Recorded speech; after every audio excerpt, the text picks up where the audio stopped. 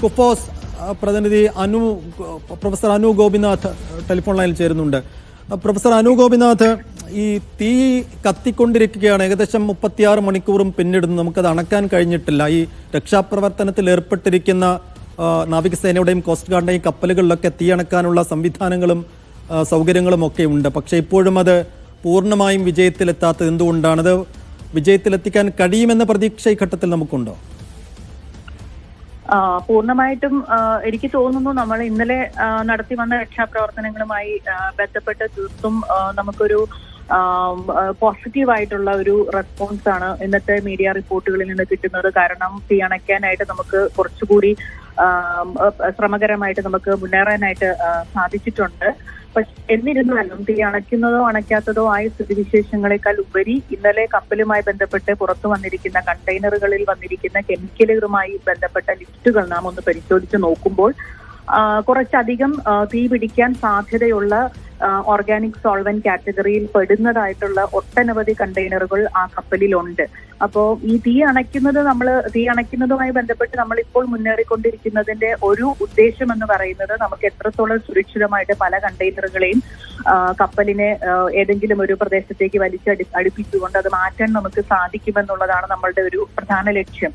പക്ഷെ ആ ലക്ഷ്യത്തിലേക്ക് നമുക്ക് എത്രത്തോളം എത്താൻ പറ്റുമെന്നുള്ളതിൽ തീർത്തും ഒരു വിഷയങ്ങളുണ്ട്. കാരണം ഇത്രയധികം ഓർഗാനിക് സോൾവെന്റ്സ്, അതായത് ഞാൻ മനസ്സിലാക്കുന്ന ഒരു 70% പല കണ്ടെയ്നറുകൾ പല വിധത്തിലുള്ള ഓർഗാനിക് സോൾവെന്റുകളും അല്ലെങ്കിൽ പെട്ടെന്ന് തീപിടിക്കുന്നതുമായി ബന്ധപ്പെട്ട വസ്തുക്കളും ആയതുകൊണ്ട് തന്നെ ഈ കപ്പൽ ഇത്രയും ദിവസം കത്തിക്കൊണ്ടിരിക്കുന്നത് കൊണ്ട് തന്നെ ഈ കണ്ടെയ്നറുകളെല്ലാം തന്നെ തീപിടിക്കാതെ സുരക്ഷിതമാണ് എന്നുള്ളത് നമുക്ക് പൂർണ്ണമായിട്ടും പ്രതീക്ഷിക്കാൻ സാധ്യതയില്ല. അപ്പൊ അത്തരമൊരവസ്ഥയിൽ ഈ തീപിടുത്തവുമായി ബന്ധപ്പെട്ട് ഈ കണ്ടെയ്നറുകളിലുള്ള കെമിക്കലുകൾ കടലിലേക്ക് എത്രത്തോളം ചെന്നെത്തിയിട്ടുണ്ട്. നമ്മൾ പറയുന്നു ഇന്ന് കേരള തീരത്തേക്ക് ഇനി വരാനുള്ള സാധ്യതകൾ വളരെ കുറവാണ്, 10% മാത്രമേ ഉള്ളൂ. കൂടുതലും അത് തമിഴ്നാട്, ശ്രീലങ്കൻ തീരത്തേക്ക് പോകുന്നതായിട്ടാണ് നമ്മളുടെ ഒരു പ്രവചനങ്ങൾ ഇന്ന് കാണിക്കുന്നത്.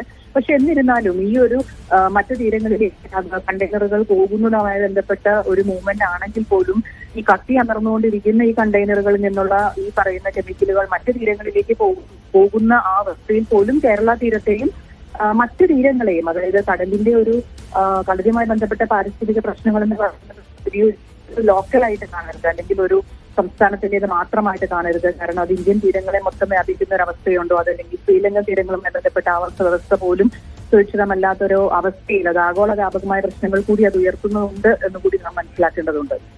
പ്രൊഫസർ, ഈ അപകടകരമായ കെമിക്കൽസിനൊപ്പം തന്നെ ഏറ്റവും കൂടുതൽ അളവിൽ ഈ കപ്പലിലുള്ളത് ഫ്യൂവൽസ് ആണ്. പെട്രോളുണ്ട്, ഡീസലുണ്ട്, ടൺ കണക്കിന് രണ്ട് വസ്തുക്കളുമുണ്ട്. അപ്പോൾ ഈ ഫ്യൂവൽസ്, ഈ ഓയിൽ ലീക്ക് കാര്യമായി കടലിലേക്ക് പടർന്നു കഴിഞ്ഞാൽ ഉണ്ടാകാൻ പോകുന്ന പ്രത്യാഘാതങ്ങൾ, അപകടങ്ങൾ എന്തൊക്കെയാണ്? അത് തടയാൻ നമുക്ക് എന്തൊക്കെ ചെയ്യാൻ പറ്റും? ഇപ്പോൾ ഈ രക്ഷാപ്രവർത്തനത്തിൽ ഏർപ്പെട്ടിരിക്കുന്ന കപ്പലുകൾക്ക്, ദൗത്യ സംഘത്തിന് ഈ ഓയിൽ ലീക്ക് തടയാൻ എന്തെല്ലാം ചെയ്യാൻ സാധിക്കും?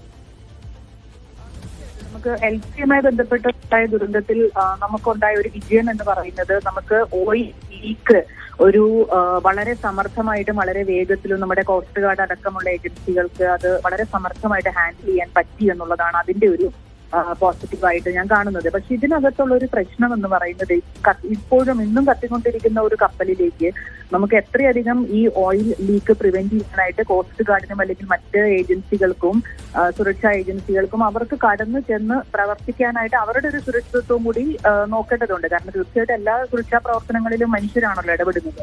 അപ്പോൾ അത്തരമൊരു അവസ്ഥയിൽ നമുക്ക് ഈ ഒരു കപ്പലിൽ നിന്ന് ഇത്രയധികം തീപിടിച്ചിരിക്കുന്നതിൽ നിന്ന് പൂർണ്ണമായിട്ടും ഒരു ഓയിൽ ലീക്ക് ഉണ്ടായിട്ടില്ല എന്ന് നമുക്ക് ഒരിക്കലും പറയാനും സാധിക്കുകയില്ല. ആ ഓയിൽ ലീക്ക് നമുക്ക് കഴിഞ്ഞ ആഴ്ച ഉണ്ടായ കപ്പൽ ദുരന്തം വെച്ചുകൊണ്ട് അത്രയും സമർത്ഥമായിട്ട് അതിനെ ഹാൻഡിൽ ചെയ്യാനായിട്ട് നമുക്ക് സാധിക്കുകയുമില്ല. അങ്ങനത്തെ ഒരു അവസ്ഥയിൽ ഈ ഒരു ഓയിൽ പടർന്നുകൊണ്ട്, അതായത് വളരെ കൂടുതലായുള്ള അളവിൽ ഓയിൽ പടരുന്ന ഒരു അവസ്ഥയുണ്ടെങ്കിൽ തീർച്ചയായിട്ടും അത് അന്തരീക്ഷത്തിൽ നിന്നുള്ള ഓക്സിജന്റെ ഒരു ഓക്സിജനേഷൻ, അതായത് ഓക്സിജൻ കടലിലേക്ക് ഓക്സിജൻ ആവശ്യമാണ്. മാത്രമല്ല അതിന്റെ മൈക്രോബുകൾ, അതായത് സൂക്ഷ്മജീവികൾ അടക്കമുള്ള ജീവജാലങ്ങളെ, മത്സ്യങ്ങളെ മാത്രമല്ല, മത്സ്യങ്ങളെ സംബന്ധിച്ചുള്ള ഒരു പ്രത്യേകത എന്ന് പറഞ്ഞാൽ ഇത്തരത്തിലുള്ള ഒരു ഓയിൽ പൊല്യൂഷനോ അല്ലെങ്കിൽ ഒരു അവർക്ക് പറ്റാത്തതായിട്ടുള്ള ഒരു സാഹചര്യങ്ങൾ വരുമ്പോഴത്തേക്കും ആ സാഹചര്യങ്ങളിൽ നിന്ന് മൂവ് ചെയ്ത് മാറാനുള്ള ഒരു കപ്പാസിറ്റി ഉള്ളവരാണ് മത്സ്യങ്ങൾ. പക്ഷെ ആ സാഹചര്യത്തിൽ നിന്ന് തീർത്തും മൂവ് ചെയ്യാൻ പറ്റാതെ അവിടെ തന്നെ പെട്ടുപോകുന്നതായിട്ടുള്ള ഒരു ജീവജാല വ്യവസ്ഥ കൂടി കടലുകൾക്കുണ്ട്. ആ ജീവജാല വ്യവസ്ഥ അവിടെ നിലനിന്നെങ്കിൽ മാത്രമാണ് നമ്മളുടെ മത്സ്യസമ്പത്ത് കൂടി എന്ത് ചെയ്യുള്ളൂ, അതിനനുസരിച്ച് നിലനിൽക്കുകയുള്ളൂ. അപ്പൊ മത്സ്യങ്ങളെ മാത്രമായിട്ട് ഈ ഒരു അവസ്ഥയിൽ നമ്മൾ കാണാതെ ആ ജീവജാല വ്യവസ്ഥയെ മൊത്തമായിട്ട് ഈ ഒരു ഓയിൽ പൊല്യൂഷൻ വളരെ നമുക്ക് കണ്ടെയ്ൻ ചെയ്യാൻ പറ്റിയിട്ടില്ലെങ്കിൽ അത് വളരെ ഗുരുതരമായ അവസ്ഥയിലേക്ക് ആ ഒരു ആവാസ വ്യവസ്ഥയെ കൊണ്ടുവന്നെത്തിക്കാനുള്ള എല്ലാ സാധ്യതകളുമുണ്ട്. നന്ദി പ്രൊഫസർ അനു ഗോപിനാഥ് ഈ ഘട്ടത്തിൽ പ്രതികരിച്ചതിന്. എന്തായാലും